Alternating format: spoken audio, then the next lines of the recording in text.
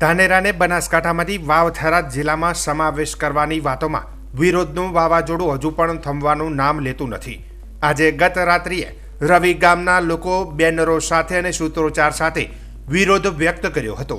અમારો થરાદ જિલ્લામાં નથી જવું, ધાનેરા માર્ગે બનાસકાંઠા એવા ચિત્ર સાથે લોકોએ વિરોધ વ્યક્ત કરતા જોવા મળ્યા હતા।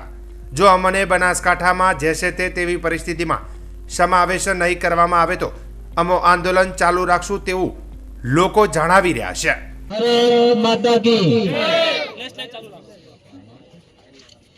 છેલ્લા 28 દિવસથી ધાનેરાની જનતા પીડિત છે। સતત વિરોધ અને પ્રદર્શન થઈ રહ્યા છે, તેમ છતાં સરકારની આંખ ખુલતી નથી।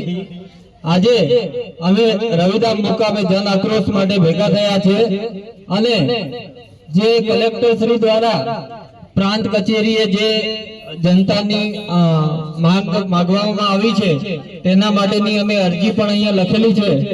અને જે બનાસકાંઠાનું રાજકારણ છે તે એક વ્યક્તિના ઈશારે ચાલે છે અને અત્યારે મને એક વિડીયો મારફતે જોવામાં આવ્યું છે કે ડેરીનો દુરુપયોગ કરી અને ડેરીની અંદર ટેબલ મૂકી અને જનતા દ્વારા ધાક ધમકીઓ આપી અને સહી કરાવવામાં આવી રહી છે, તે તદ્દન ખોટું છે।